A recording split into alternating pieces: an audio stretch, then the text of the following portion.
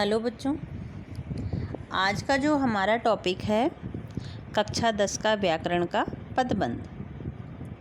तो सबसे पहले बच्चों हम ये जानेंगे कि पदबंध कहते किसे हैं, क्या होता है। तो बच्चों पदबंध यानी कई पदों के योग से बना वाक्यांश, कई पदों के योग से जो एक ही पद का काम करता है, पदबंध कहलाता है। कई पदों के योग से बना हुआ वाक्यांश जो एक ही पद का काम करता है वो पदबंध कहलाता है। दूसरे शब्दों में बच्चों हम कह सकते हैं कि पदबंध वाक्य का एक अंश होता है। वाक्य का एक अंश होता है जब एक से अधिक पद मिलकर एक व्याकरणिक इकाई का काम करते हैं, उसी बंधी हुई इकाई को हम पदबंध कहते हैं। जैसे बच्चों यहाँ पे देखिए, सड़क पर गिरा हुआ थैला राम का है। अब इसमें देखिए, इस वाक्य में सड़क पर गिरा हुआ थैला गिरा हुआ अंश थैला के साथ मिलकर एक व्याकरणिक इकाई बन गया। अतः ये पूरा अंश एक पदबंध बन गया। बच्चों पदबंधों में इस वाक्य में आपने देख लिया, तो पदबंधों में विकारी और अविकारी दोनों प्रकार के शब्द हो सकते हैं। दोनों प्रकार के, अविकारी और विकारी दोनों प्रकार के शब्द हम देख सकते हैं। जैसे बच्चों यहाँ पर देख लीजिए आप, मोटा लड़का हॉकी खेलता है। तो मोटा लड़का हॉकी खेलता के साथ मिलकर यहाँ पर, ऐसे ही मेरे चाचा जी ने मुझे एक उपयोगी पुस्तक दी। ऐसे ही सुधा सामने वाली बिल्डिंग में रहती। दिल्ली से आए मेहमान घूमने गए। बराबर के घर में रहने वाला लड़का हंस रहा है। तो ये जो सारे ही रेखांकित शब्द हैं बच्चों, वो क्या हैं? एक पदबंध के उदाहरण।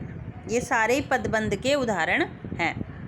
अब बच्चों हम आगे जान लेते हैं कि पदबंध के कौन कौन से भेद होते हैं। वैसे बच्चों पदबंध के जो भेद होते हैं वो 5 प्रकार के होते हैं। संज्ञा पदबंध, सर्वनाम पदबंध, क्रिया पदबंध, विशेषण पदबंध और क्रिया विशेषण पदबंध। तो सबसे पहले बच्चों हम यहाँ पर संज्ञा पदबंध के बारे में जानेंगे। तो सबसे पहले इसकी परिभाषा जान लेते हैं कि संज्ञा पदबंध कहते किसे हैं। कि संज्ञा पद के स्थान पर प्रयुक्त होने वाले पदबंध संज्ञा पदबंध कहलाते हैं। इनकी पहचान यह है कि इसमें शीर्ष पद संज्ञा पद होता है, उस पर तथा शेष उस पर आश्रित होता है। यानी शीर्ष यानी आगे वाला जो पद होता है बच्चों, वो कौन सा होता है? संज्ञा पदबंध। जैसे यहाँ पर पहला आप उदाहरण देख सकते हैं कि विदेश में रहने वाले मेरे चाचा जी, ये क्या है बच्चों? संज्ञा पदबंध है। ने मुझे बुलाया, ये आश्रित है उस पर। ऐसे ही गाड़ी से गिरकर घायल हुआ लड़का, तो घायल हुआ लड़का क्या है बच्चों? संज्ञा पदबंध है। ठीक हो गया। ऐसे श्याम का बड़ा भाई रमेश कल आया है। तो श्याम का बड़ा भाई रमेश, ये क्या है? संज्ञा पदबंध है। तो तारा की तलवार एक विलक्षण रहस्य थी, या बस फुटबॉल पर चढ़ गई।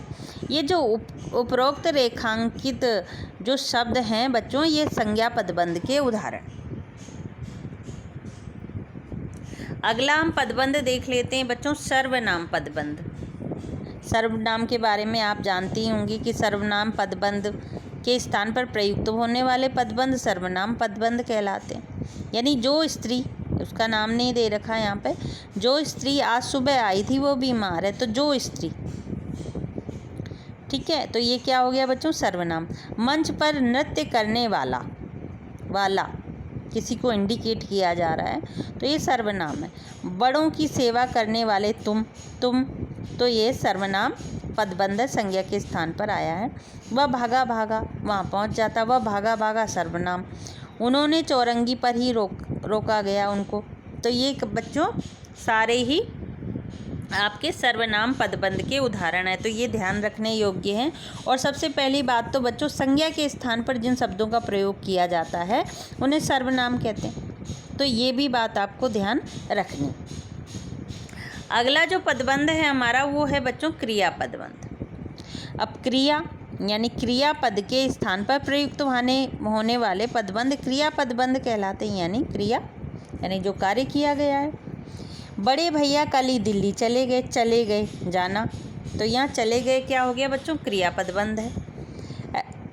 मेरी बेटी खाते खाते खेलती है, खाना खाना एक कार्य हो रहा है। ऐसे ही मोहन शरबत पीकर चला गया, ये भी जाने का कार्य हो रहा है। आयुष सुरभि पर चुटकुला सुनकर हंसता रहा। ऐसे ही तारा को मानो कुछ होश आया। तो ये सारे जो अंडरलाइन वाले शब्दांश है बच्चों, ये कौन से पदबंध हैं, क्रिया पदबंध। अब बच्चों अगला पदबंध हम पढ़ेंगे विशेषण, यानी क्रिया की विशेषता बताने वाले वे पदबंध जो विशेषण पद पर प्रयुक्त होते हैं, विशेषण पदबंध कहलाते हैं। विशेषण यानी विशेषता बताने वाले शब्द।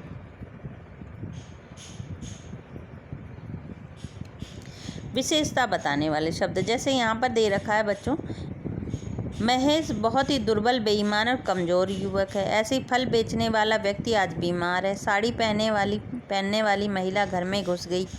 सुनीता परिश्रमी और होशियार लड़की है, उसकी कल्पना में वो अद्भुत। यहाँ पर बेईमान, कमज़ोर, यहाँ पर फल बेचने वाला, यानी किसी न किसी उसकी विशेषता इन शब्दों के द्वारा हमें दिखाई दे रही। तो बच्चों ये कौन से पदबंध हैं, विशेषण पदबंध के उदाहरण, ये आप देख सकते हैं। ऐसे ही बच्चों अगला जो हमारा टॉपिक है इसमें क्रिया विशेषण पदबंध, यानी क्रिया विशेषण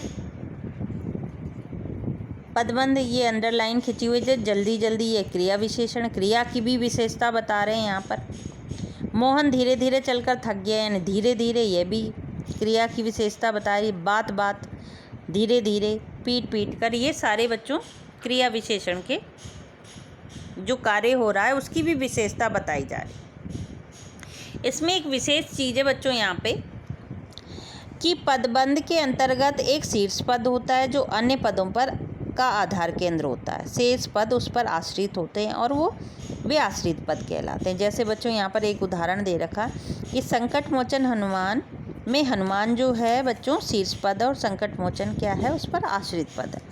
ऐसे शीर्ष पद की पहचान कैसे करते हैं बच्चों, यहाँ पर हम दे रखा है कि सर्वप्रथम ये समझा जाना आवश्यक है कि वह पदबंध संज्ञा का कार्य कर रहा है या विशेषण का कार्य कर रहा है या क्रिया का कार्य कर रहा है या सर्वनाम या क्रिया विशेषण का कार्य कर रहा है। पद की जगह न्यूनतम एक पद को रखकर देखना चाहिए। थोड़ा सा पद वाक्य के पद के अर्थ की संगति को बनाए रखता है, यही उसका शीर्ष पद होता है। जैसे संकट मोचन हनुमान जी संजीवनी बूटी लाए, यहाँ पर हनुमान जी संजीवनी बूटी लाए भी संगत है, इसलिए हनुमान संकट मोचन हनुमान पदबंध का शीर्ष पद है। तो ये बात हमें ध्यान रखनी है बच्चों। तो इस तरह बच्चों आज का जो टॉपिक था आपका वो समाप्त होता है।